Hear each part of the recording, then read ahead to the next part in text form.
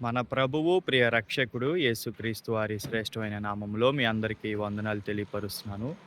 పరిశుద్ధ గ్రంథంలో మొదటి కొరింథీ 9 అధ్యాయం 24వ వచనంలో చూస్తే పరిశుద్ధ గ్రంథంలో ఈ విధంగా రాసి ఉంది. ఏంటంటే, పరుగు పందెంలో పరిగెత్తువారు అందరూ ఉంటారు గానీ, ఎవరు పరిగెత్తినా గానీ బహుమానం ఒకరికే వస్తది అని వాక్యం సెలవిస్తుంది.